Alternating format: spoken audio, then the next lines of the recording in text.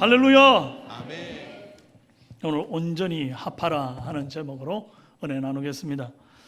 여러분 혹시 팔이나 다리가 부러져 보신 분들 계십니까? 뼈가 부러진다고 해서 팔이 두 개가 됩니까?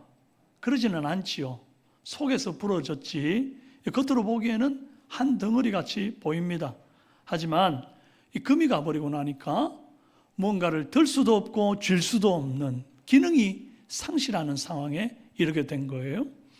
오늘 고린도 교회가 딱 그렇습니다. 분명히 하나의 교회인데 이 성도 간의 분쟁으로 인해서 그 안에 금이 쩍쩍 가버리니까 제대로 된 기능을 하지 못하는 거죠. 분쟁은 헬라어로 스키스마입니다. 근데 이 말의 본뜻이 찢어짐이라는 뜻이에요.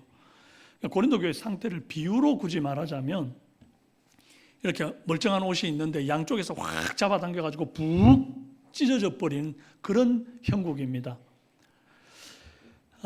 찢어진 그물로는 고기 잡을 수 있습니까? 없습니까? 못 잡습니다. 다 빠져나가죠. 잡아도 부러진 팔로 일을 할 수가 없지 않습니까? 그와 같이 이렇게 분열되고 갈라진 교회는 하나님 나라의 일을 아무리 사람이 많아도 이거 감당할 수가 없다 이 말입니다. 그래서 이렇게 분열된 고린도 교회를 향해서 바울 사도가 처방으로 내린 말씀이 10절에 온전히 합하라, 카타르티조라고 하는 단어를 썼어요. 이것은 외과 의사가 부러진 뼈를 맞출 때 쓰는 단어입니다. 카타르티조. 그리고 마태복음 4장 21절에도 예수님께서 제자들을 부르실 때 야고보와 요한이 배에서 그물을 깁고 있었다 할 때 이 깁다라고 하는 단어가 카타르티조예요. 찢어져서 쓸 수 없는 그물을 이렇게 기워가지고 다시금 온전하게 하여 쓴다는 그런 의미를 갖고 있단 말이죠. 그러니까 바울의 이 권면은 단순히 야 너희들 싸우지 말고 좀 사이좋게 지내봐라 하는 그런 가벼운 권면이 아닌 겁니다. 부러진 뼈를 맞추듯이 찢어진 그물을 깁듯이 반드시 온전하게 합해져야만 한다라고 하는 아주 엄중한 경고라고 볼 수 있는 겁니다. 그래서 오늘 우리는 팔 부러진 환자가 진료실에 들어가서 의사 선생님한테 진단과 처방을 받는 것 같은 그런 마음으로 이 말씀을 무겁게 받기를 바랍니다. 먼저 바울은 고린도 교회가 나누어진 원인을 진단합니다. 그런데 이 과정에서 고린도 교회의 이 나누어진 상황을 바울한테 자세히 알려준 인물의 이름이 이 성경에 나옵니다. 바로 글로에의 집 사람들이다 이렇게 말하거든요. 11절 내 형제들아 글로에의 지편으로 너희에게 대한 말이 내게 들리니 곧 너희 가운데 분쟁이 있다는 것이라. 여기서 눈여겨봐야 될 부분이 바로 분쟁이 있고 그런 어떤 상황들을 바울에게 다 이 정보를 제공한 사람의 이름이 너무 분명하게 기록이 되어 있다 하는 대목이 좀 주목해 봐야 될 부분이에요. 보통 우리는 교회 안에서 무슨 갈등이나 뭐 어려움이나 누가 문제를 일으키거나 그러면 이 문제를 해결하기 위해서 어떻게 보통 합니까? 야 누가 그러던데 소문에 의하면 말이야 뭐 이러면서 그 말을 한 사람을 이렇게 숨겨주고 가리워줍니다. 그러지 않으면 이제 그 사람이 이제 구설수에 오르기도 하고 혹은 고자질쟁이로 알려져 가지고 뭐 곤란할 수도 있지 않습니까? 그래서 웬만하면 그런 것들을 숨기는 게 우리가 일반적으로 하는 일인데 바울은 글로에의 지편으로 너희가 분쟁이 있다는 소식을 내가 들었다.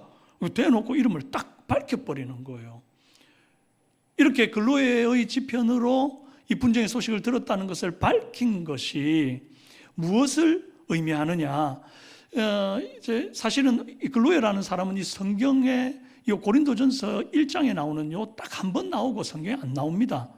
그렇지만 고린도 사람들에게는 글로에 지편으로 뭐라고 딱 말을 할 때 우리가 아는 바로 그 글로에라고 누구나 알 수 있는 잘 알려진 인물이었기 때문에 이 글로에라고 이름을 딱 명시한 거예요. 그리고 또 글로에 집 사람에게서 들은 소식이다라고 하면 그 말은 이 헛소문이 아니겠구나. 그 공신력 있고 그 사람들은 정말 책임감 있는 말을 하는 사람들이기 때문에 우리가 이걸 주의 깊게 받아야겠구나, 이렇게 여길 수 있는 이름이다 이 말이에요. 그러니까 만약에 누군가 보고를 했는데 늘 불평불만을 일삼는 사람이 야, 고린도 교회 분쟁이 있다더라 이렇게 얘기하면 이걸 귀담아 듣기가 좀 어렵지 않습니까? 그런 이제 늘 불평하는 사람들의 과민 반응이거나 아니면 근거 없는 험담으로 이렇게 받지 않고 책임감 있고 믿을 만한 사람들의 보고였다는 것을 이렇게 밝히는 거예요. 바울은 고린도 교회 분쟁을 어두운 데서 수근수근하는 그런 그 가십거리로 다루지를 않습니다. 그리스도와 또 교회 앞에 당당하게 투명하게 드러내놓고 밝히고 그리고 공적인 과제로 이걸 풀어가려고 하는 겁니다. 여러분, 교회나 가정에 갈등 생겼을 때 야, 누가 뭐라 카더라 이런 거에 귀 기울이면 안 됩니다. 괜히 소문을 옮겨다가 그 확실치도 않은 얘기들을 옮기는 그런 그 뒷공론의 사람이 되지 마시길 바랍니다. 그런 건 절대 공동체를 이렇게 바로 세우지를 못해요. 누가 뭐라 하더라. 누가? 있어. 그러면 이제 전부 다 나를 두고 수근수근 되는 것 같이 오해가 생기고 내 부끄러워서 교회 못 다니겠네. 알고 보면 늘 불평 원망하는 사람이 한마디 툭 던진 건데 그게 마치 교회의 공적인 어떤 선언인 것처럼 이렇게 받아들이는 오해도 있을 수 있고, 그래서 여러분, 이게 누가 뭐라 카더라 이게 교회를 해치는 일이란 말이에요. 그럼 어떻게 해야 됩니까? 자신의 삶과 공동체의 신뢰를 바탕으로 투명하게 이름을 밝히고 이런 문제들은 이렇게 해결해 가는 것이 어떻습니까? 라고 얘기하는 것이 공동체를 세워가는 일이다 이 말이에요. 자, 카더라 할 겁니까? 안 할 겁니까? 누가 카더라 해서 하는 말이 아닙니다. 어디든지 이런 것이 있으나 우리 교회는 카더라 통신은 사라지고 공영방송만 외치는 은혜 있길 바랍니다. 자, 그렇다면 글로의 집 사람들에게서 들은 이 고린도 교회의 구체적인 정상이 무엇이었나? 바로 4개의 파당으로 나누어져서 분열된 것이 정상이었어요. 나는 바울에게 속한 자라 그럽니다. 고린도 교회는 누가 세웠죠? 바울이 개척한 교회입니다. 그러니까 나는 바울파다라고 말하는 것은 내가 개척 멤버야, 그렇게 이제 목에 힘주는 거예요. 그리고 또 아볼로파라, 아볼로는 알렉산드리아 출신으로 학식이 깊고 아주 말에 능한 사람이었습니다. 그러니까 아주 세련된 설교를 원하는 사람들은 아볼로한테 줄을 서는 거예요. 아볼로가 최고지. 게바파라, 이제 게바는 베드로파거든요. 베드로잖아요. 예수님이 직접 세운 사도들 가운데서도 가장 기둥같이 여김받았던 사도. 그리고 예수님께서 네 반석 위에 내 교회를 세우리라 할 땐 바로 그 반석, 그것을 이제 내 전면에 내세우는 파다, 그겁니다. 그리고 마지막으로 나는 그리스도에게 속한 자라, 그리스도파입니다. 근데 이 앞에 세 파는 다 사람에게 속한 파지만 이 그리스도파, 이건 아무 문제 없는 것 같잖아요. 그리스도파, 아무 문제 없어 보이지만 사실은 이것이 가장 무서운 파일 수 있다라고 신학자들은 봅니다. 왠고하니까 다른 사람들은 다 사람한테 속했고 우리야말로 그리스도파야. 그러면서 자기 자신들을 가장 높은 위치에, 영적인 어떤 나은 우월한 자리에 올려놓으려고 하는 가장 교만한 파일 수 있다라고 진단하는 것입니다. 그런데 이 분열의 양상을 잘 보면 교리의 차이로 분열된 게 아닙니다. 바울파, 아볼로파, 게바파 다 같은 복음을 따르고 있고 외치고 있는 중입니다. 그런데 뭐가 문제입니까? 이 사람을 더 높은 자리에 세워놓고 그 사람 중심으로 사람들이 끼리끼리 모였다는 것이 문제가 되는 것입니다. 누가 더 복음의 정통성이 있는 사람이며 그 사람 밑에서 공부한 나야말로 이 복음의 이 사도성을 계승한 사람이야 라고 하는 우월한 태도를 갖는 거죠. 여러분, 어째서 이렇게 사람 뒤에 줄 서고 분파를 만드는 일이 생겼을까요? 바로 당시 고린도 지역에 이 만연하던 세속 문화가 교회 안에 침투해 들어온 것입니다.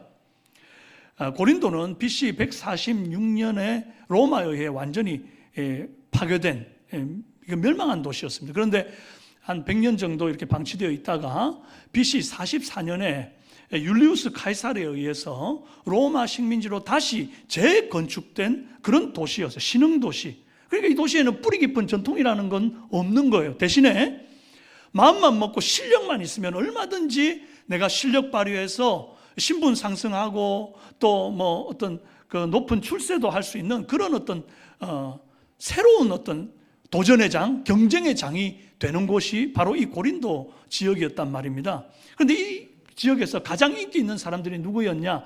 실력 있는 사람들이 많이 모였는데 그 중에 특별하게 인기 있는 사람들이 아무래도 대중들 앞에서 말하는 사람들 아니겠어요?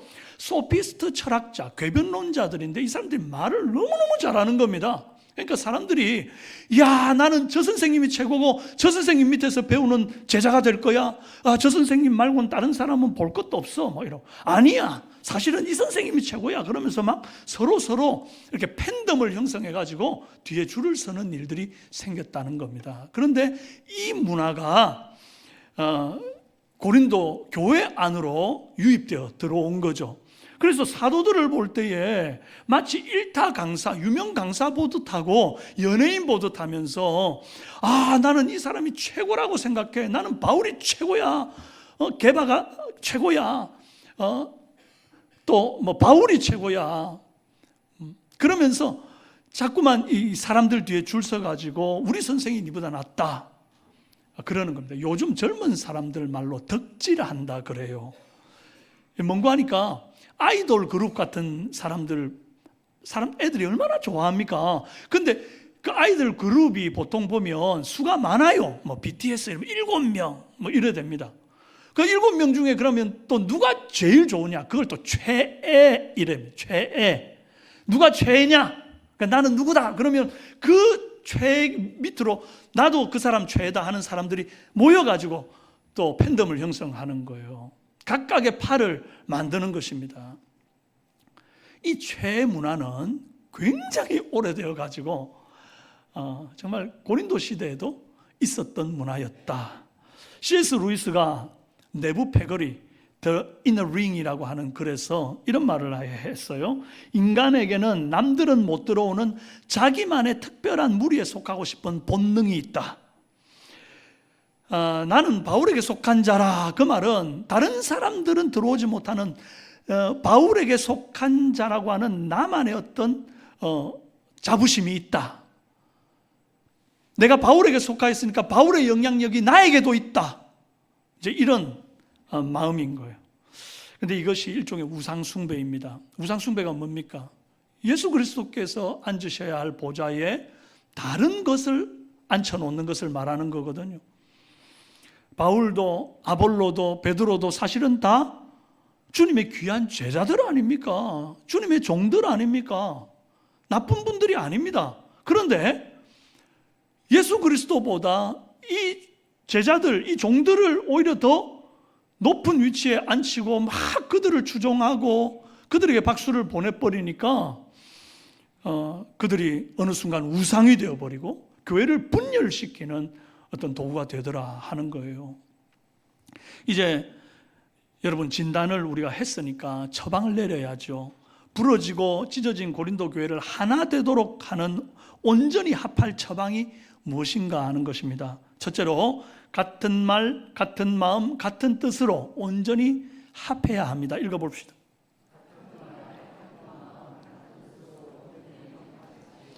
여러분, 같은 말, 같은 마음, 같은 뜻으로 온전히 합하라는 이 권면은 결코 가벼운 충고가 아닙니다. 10절에 형제들아 내가 우리 주 예수 그리스도의 이름으로 너희를 권하노니 모두가 같은 말을 하고 너희 가운데 분쟁이 없이 같은 마음과 같은 뜻으로 온전히 합하라. 너희를 권하노니 이러니까 아이고 해도 되고 안 해도 되겠네 이렇게 생각할 수 있는데 그렇지가 않다는 겁니다. 지금 이 권하노니 앞에 누구의 이름으로 권합니까? 예수 그리스도의 이름으로 권하고 있습니다. 누가? 사도가. 그러니까 지금 사도가 교회 머리 대신 예수 그리스도의 권위를 등에 업고 엄히 명하는 중이에요. 뭐하라고? 서로 온전히 합하라고. 여러분, 교회 공동체, 우리 서로 성도들이 하나로 뭉치고 합하는 것은 그럼 마음 내키면 하고 아니면 안 해도 되는 그런 것이 아니고, 교회 머리 대신 주께서 우리에게 엄중히 명하시는 내용이라는 것을 꼭 기억하시기를 바랍니다. 그렇다면 모두가 같은 말하고 같은 마음 같은 뜻을 품는다는 것이 도대체 뭘 말하는 겁니까?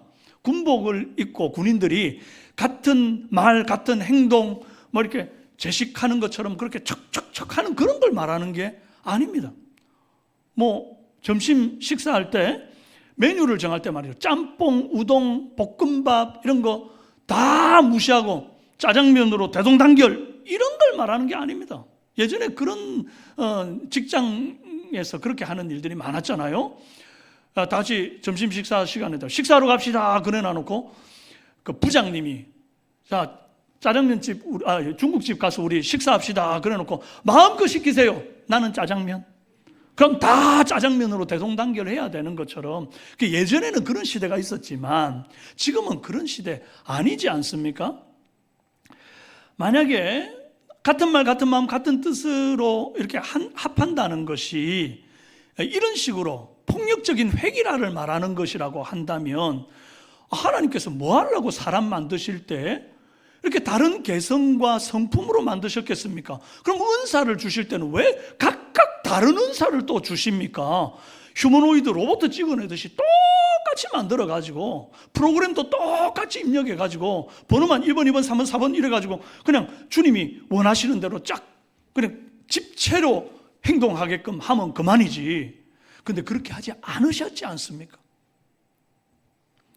그러니까 지금 같은 말, 같은 마음, 같은 뜻이라는 것은 메뉴의 통일을 원하는 것이 아니고 식탁의 통일을 말하는 것입니다.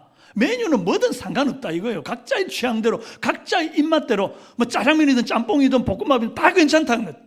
그러나 우리가 한 가족이 되고 한 식탁에서 한 마음으로 음식을 먹는다는 이 한 공동체성, 이것이 중요하다 이 말입니다.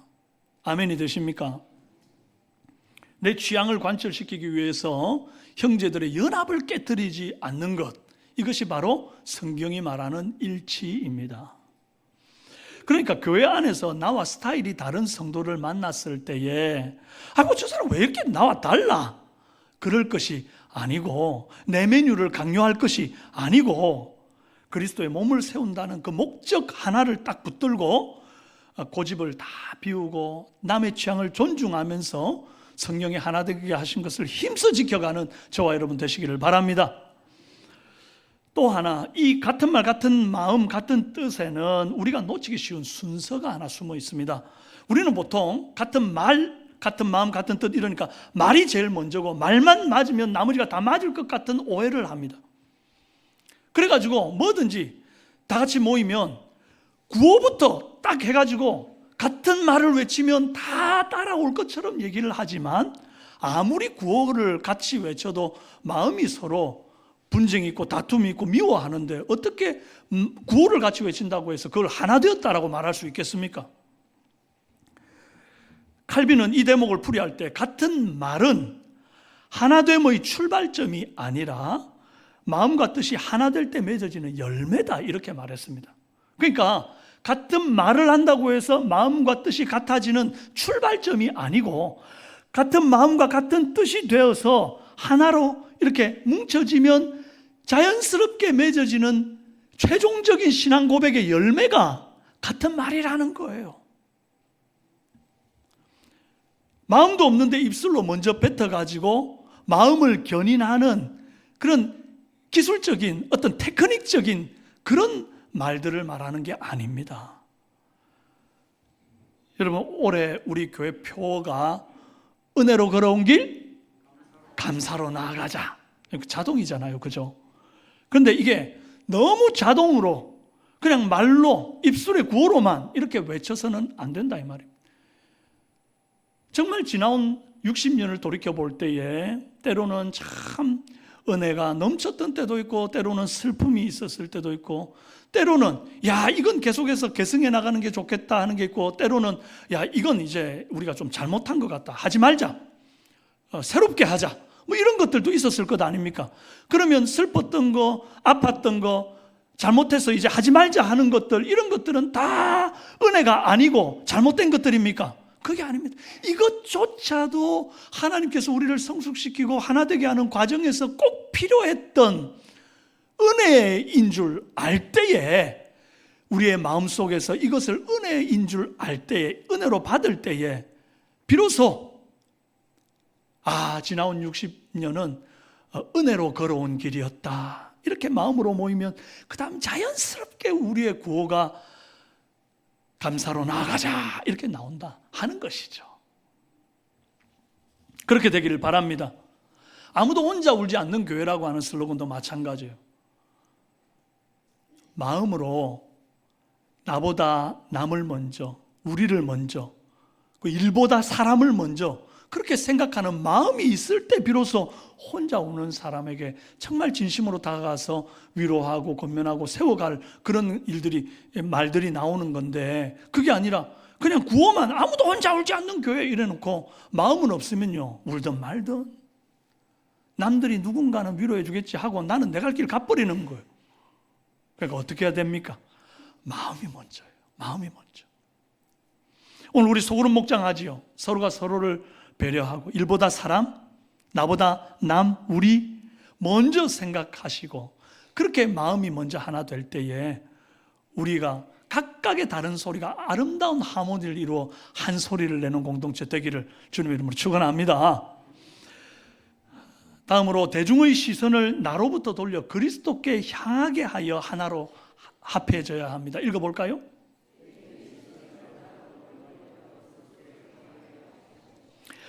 바울은 그리스도께서 앉으셔야 할 보좌에 사람을 앉히고 편가르게 하는 자들을 바로잡기 위해서 자기 자신을 일부러 낮추어 가지고 구심점에서 이렇게 빠지려고 하는 그런 말씀을 합니다. 13절, 그리스도께서 어찌 나뉘었느냐? 바울이 너희를 위하여 십자가에 못 박혔으며 바울의 이름으로 너희가 세례를 받았느냐? 지금 바울이 하는 말이에요.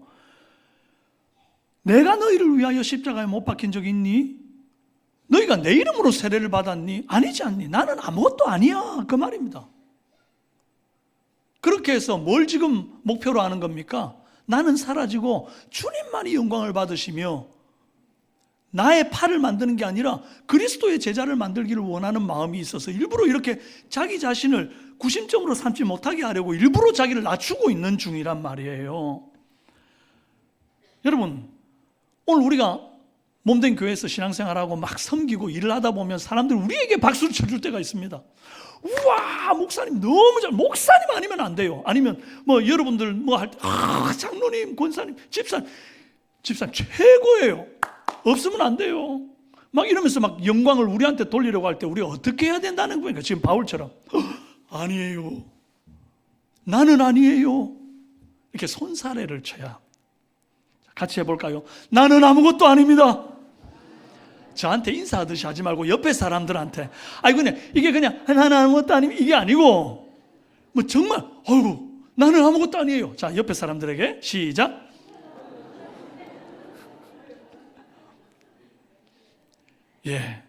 누군가 나를 높이려고 하면 손사래를 치시는 은혜 있었으면 좋겠습니다. 그리고 바울이 그렇게 자기 자신이 아니라고 말하는 것 중에 하나가, 내가 세례받은 사람을 손꼽아 볼까? 이러면서 말을 해요. 14절, 나는 그리스보와 가이오 외에는 너희 중 아무에게도 내가 세례를 베풀지 아니한 것을 감사하노니. 세례 베푼 일이 적어서 감사하다는 거, 좀 이상하지 않습니까?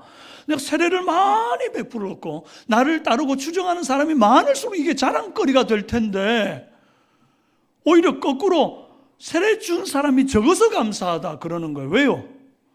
세례 준 사람들이 다 내가 바울파야 그렇게 되면 이게 하나님 영광을 가로챌까 봐 일부러 그렇게 한 발 물러서는 거죠. 여러분, 오늘 우리 시대와 너무 다르지 않습니까? 더 많은 구독자, 더 많은 팔로워, 더 많은 그 목사님 팬을 모으는 것이 능력인 것 같은 시대를 우리가 지금 살아가고 있단 말이에요.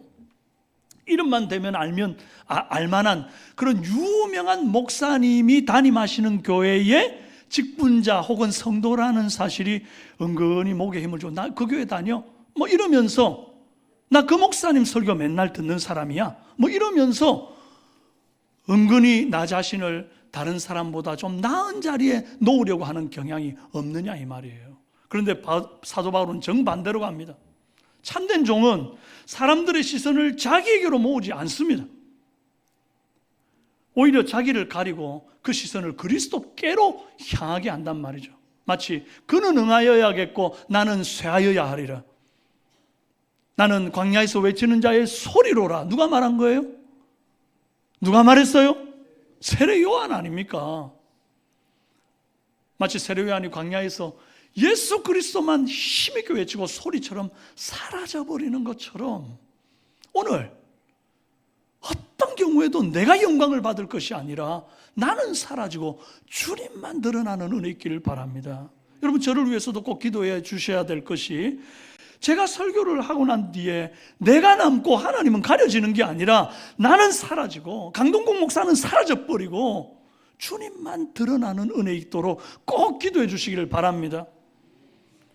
여러분들이 설교에 감탄만 하고 막 그거로만 끝을 내버리면 그 설교는 실패한 설교, 그리스도만이 드러나는, 그리고 그 설교자는 사라지는 삶이 되도록 여러분 꼭 기도해 주시기를 바랍니다. 제가 이 말씀 묵상하다가 시선을 자기에게서 돌려 그리스도께로 향하게 하는 사람이 바울만 있는 게 아니라는 사실을 깨달았어요. 바로 바울에게 직접 세례받은 그 사람들, 참 대단한 사람들입니다. 그리스보와 가이오, 스데바나의 집 사람들 같은 경우는 바울에게 직접 세례받은 사람 몇 안 되는 사람들입니다. 그러면 족보로 따지자 할 때에 야, 나야말로 바울에게 직접 세례받은 바울의 직계 제자야 라고 목에 힘 빡 줄 수 있는 그런 사람들 아닙니까? 그런데 그들은 모두 성경 안에서 함구하고 있습니다. 뭔가 자기를 드러내지 않아요. 사실 이 사람들이 다 고린도 교회 핵심 인물들이었거든요. 그런데도 어떤 파벌 싸움에 끼어들지를 않습니다. 왜 그랬을까요? 도대체 어디서 무엇을 하고 있었길래 이 사람들은 자기를 드러내는 그 파벌 싸움에 끼지를 않았을까요? 성경의 다른 본문을 보면 그들이 뭘 하고 있는지를 볼 수 있습니다. 사도행전 18장에 그리스보, 아까 바울에게 세례를 받았다는 그 그리스보는 회당장인데 고린도 유대 사회의 최고 종교 지도자이면서 엘리트였던 사람이에요. 그는 바울을 통해서 온 집안과 더불어 예수님을 믿게 되었습니다. 그러고는 고린도 교회 예배를 굳건하게 세우는 일에 온전히 자신의 삶을 드리는 사람이었단 말이죠. 그리고 로마서 16장에 가면 가이오를 소개하는 장면이 나와요. 거기 보면 나와 온 교회를 돌보아주는 가이오라고 그래요. 바울이 로마서를 집필할 때 이 가이오 집에서 집필을 합니다. 가이오가 공간도 제공하고 또 물질도 제공하고 또 이제 먹을 것들을 계속 공급해 가면서 말이죠, 바울로 하여금 아무 불편함이 없이 로마서를 집필할 수 있도록 도왔던 인물, 순회 전도자들을 먹이고 대접하는데 헌신적이었던 인물, 이 사람이 가이오예요. 그것도 고린도전서 16장에 보면 스데바나가 나오죠. 성도 섬기기로 작정한 자, 뭐 다른 거 막 내일 할 거 다 하고 남는 시간에 성도 좀 섬기고 이게 아니라 아예 내 삶을 온전히 쏟아부어가지고 성도 섬기기로 작정한 자. 그래서 부족한 것을 채우고 교회 굳은 일을 도맡아 했던 사람이 바로 이 스데바나였습니다. 참된 은혜를 경험하고 사명에 미쳐 있는 사람은 내가 누구 파인가를 내세우는 그런 종이 호랑이 같은 타이틀에 목매지 않는 거예요. 그런데 관심 둘 시간을 두지 않는 겁니다. 가짜들이 명함 싸움할 때 진짜는 무릎으로 교회를 세우고 성도를 섬기고 사역자들을 돕는 일들을 감당하고 있더라는 거예요. 여러분, 누가 나를 알아주지 않는다고 섭섭해하지 마시기를 바랍니다. 내가 누구한테 배웠는지, 누구의 제자인지 그런 거 일부러 드러내려 하는 그 시간에 차라리 그리스보와 가이오와 스데바나처럼 내 삶의 현장에서 묵묵하게 이름도 빛도 없이 교회를 섬기고 성도를 섬기고 사역자를 돕는 그런 복되고 아름다운 일꾼들 되시기를 바랍니다. 끝으로 십자가의 능력으로 온전히 합해야 합니다. 읽어봅시다. 17절, 그리스도께서 나를 보내심은 세례를 베풀게 하려 하심이 아니요 오직 복음을 전하게 하려 하심이로되. 나를 보내심이 세례를 베풀게 하려 하심이 아니다 이러니까 마치 세례가 굉장히 좀 별 볼 일 없는 것처럼 이렇게 오해하면 곤란합니다. 세례는 주 예수께서 친히 명하신 굉장히 거룩하고 중요한 예식이 맞습니다. 너희는 가서 모든 족속으로 제자를 삼아 아버지와 아들과 성령의 이름으로 세례를 주고, 주님의 대위임명에 분명히 세례 주라고 말했어요. 그게 하찮다는 얘기가 아닙니다. 더 중요한 우선순위가 있는데 세례를 집전하는 것보다 더 중요한 것은 복음을 전하는 것이다. 복음을 전하는 그 복음의 핵심에 무엇이 있느냐? 17절 마지막 부분입니다. 함께 읽어봅시다. 시작. 말의 지혜로 하지 아니함은 그리스도의 십자가가 헛되지 않게 하려 함이라. 바울은 지금 부러진 뼈를 맞추고 찢어진 그물을 깁는 최고의 명약이 바로 그리스도의 십자가라고 밝히고 있는 거예요. 복음의 핵심 십자가라는 겁니다. 바울은 당시 최고의 지성이었기 때문에 얼마든지 말의 지혜로 복음을 전하려면 할 수 있는 사람이었다고 생각합니다. 가말리엘 문화생 아니면 당대 최고의 학파잖아요. 거기다가 난다긴다 하는 철학자들, 그들과 복음으로 변론하는 아주 변증가였습니다. 그리고 아그리파 왕과 베스도 총독 앞에서 재판 받을 때에 전혀 굴하지 않고 그들을 오히려 전도했던 그런 바울이었단 말이죠. 그러니까 얼마든지 본인이 말의 지혜로 복음을 전하고자 했으면 아주 세련되게 말할 수 있었을 거예요. 그럼에도 불구하고 그가 그렇게 하지 않으려 했던 이유가 뭔가? 말의 지혜, 이 말이 너무 세련되고 포장지가 너무 거창하고 번쩍번쩍 빛이 나버리면 그 속에 들어있는 그 와일드한 선물이 오히려 더 빛을 잃게 되기 때문에 포장지를 걷어내버리고 그냥 그리스도의 십자가만 단순하게 전하는 복음에 미련한 것으로, 이 전도에 미련한 것으로 복음을 전했다. 그것이 바로 바울의 뜻이었다는 것입니다. 고린도전서 1장 22절 24절 말씀에 유대인은 표적을 구하고 헬라인은 지혜를 찾으나 우리는 십자가에 못 박힌 그리스도를 전하니 유대인에게는 거리끼는 것이요 이방인에게는 미련한 것이로되 오직 부르심을 받은 자들에게는 유대인에게 헬라인에게나 그리스도는 하나님의 능력이요 하나님의 지혜니라. 이게 굉장히 미련해 보여도, 여러분 나는 말주변이 없어서 복음 잘 못 전하고 아이고 나는 말주변이 없어서 전도 못해요. 아니에요. 말의 지혜로 하는 게 아니라잖아요. 이 십자가를 그대로 전달만 해주면 아주 때로는 드라이 할지라도 예수 믿고 천국 갑시다, 예수 전당 불신지옥 이러면서 전도했던 예전에 아주 유명한 목사님 계시잖아요. 그것만으로도 구원받을 자는 구원받더라 하는 거예요. 택한 백성은 돌아와요. 말의 지혜가 아니라는 겁니다. 십자가 능력이에요. 그러면 십자가가 하나님의 능력이고 지혜인 이유가 뭔가? 13절에 그리스도께서 어찌 나뉘었느냐, 우리 본문에 보면 나오죠, 그죠? 그리스도께서 어찌 나뉘었느냐. 자, 답이 뭐죠? 그리스도는 나뉠 수 있다 없다? 없다. 그리스도는 나뉠 수 없다. 이게 답이에요. 그런데 여기에 신비가, 복음의 신비가 있습니다. 나뉠 수 없는 그분이 죄인인 우리와 하나님 사이를 화목하게 하기 위해서 자신의 몸을 십자가하기 위해서 찢어버리신 거예요. 성경은 예수님이 십자가에서 숨을 거두는 순간 성전 휘장이 위로부터 아래로 쫙 찢어졌다, 그렇게 기록하고 있죠. 이때 찢어졌다는 그 말에 사용된 헬라어 단어가 스키조입니다. 오늘 본문 고린도전서 1장 10절에서 고린도 교회 분쟁이라고 할 때 이 스키즈마라고 하는 단어를 썼는데 여기에 뿌리가 같은 단어인 거예요. 그런데 파당으로 분열된 고린도 교회에 스키즈마가 사용되었을 때는 이게 분열을 말하는 것이고 아픔을 말하는 것이지만, 이게 골고다 언덕에서 십자가에 예수님께서 그 몸을 찢으셨을 때는, 휘장이 찢어졌을 때는 죄인과 하나님 사이를 오히려 화목해 하고 회복해 하는 그런 단어로 쓰였다는 거예요. 놀랍지 않습니까?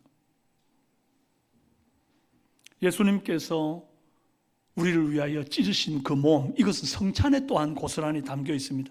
원래 우리는 지금 막 다 바쁜 시간, 짧은 시간 안에 성찬을 이 많은 사람들이 해야 되니까 미리 다 쪼개놓은 것들을 이렇게 드시잖아요. 그렇지만 예수님 최후의 만찬 때 제자들에게 떡을 떼실 때는 달랐습니다. 떡을 떼어서 주시는 거 쭉 찢어가지고 하나씩 떼어주시면서 받아 먹으라, 이것은 나의 몸이라. 이 예수님 몸을 찢듯이, 그 고난과 고통, 십자가 위에서 자신의 몸을 찢듯이 그렇게 찢어서 나누어 주면서 받아 먹으라. 그래서 그것을 나누어 먹은 사람은 다 그리스도의 살을 먹고 하나가 된 사람들, 연합된 사람들이란 말이에요. 예수님이 그 몸을 찢었으니 우리는 두 번 다시 찢을 필요가 있다 없다? 없다는 것입니다. 찢어져서도 안 되는 것입니다. 그래서 성령의 매는 줄로 하나 되게 하신 것을 힘써 지켜야 하는 것입니다. 오늘 저와 여러분은 십자가밖에는 자랑할 것이 없는 사람들 되기를 바랍니다. 그러려면 같은 말, 같은 마음, 같은 뜻으로 온전히 합하여야 합니다. 그런데 이것은 폭력적인 획일화가 아니라 그렇습니다. 내 취향과 다른 사람, 나와 다른 생각을 가진 사람을 배격하라는 얘기가 아니라는 것을 알아야 합니다. 그들의 다름을 인정하고 주 안에서 우리를 하나로 묶으신 그 은혜의 테이블 앞에 같이 앉아서 서로가 서로를 용납하고 안아주는 그런 하나됨이 우리 안에 있기를 바랍니다. 내가 좋아하는 설교자가, 내가 좋아하는 그룹이 어떤 나의 영적 자부심으로 이렇게 오해되어져서는 안 된다는 것입니다. 사람이 앉으면 안 되고 그 자리에 누구만 앉아야 합니까? 예수 그리스도만 앉아야 합니다. 혹시 사람들이 나에게 박수를 보내고자 한다면 어떻게 하라고요? 아니에요. 그러면서 그리스도께 온전히 향하게 하는 저와 여러분 되기를 바랍니다. 그리고 나를 위해 자기 몸을 찢으신 그리스도의 십자가 공로만을 나의 자랑으로 삼고 괜히 별것 아닌 내 자랑 내세울 시간에 오히려 그리스도와 가이오, 스데바나처럼요, 그들의 삶의 현장에서 열심히 성도를 섬기고 몸된 교회를 섬기고 사역자를 돕는, 그래서 하나님 나라를 함께 세워가는 복되고 아름다운 우리 삼성교회 성도들, 하나된 성도들 되시길 주님의 이름으로 축원합니다. 오늘 우리 목장 모임이 그런 모임 되기를 바랍니다. 함께 찬송합시다.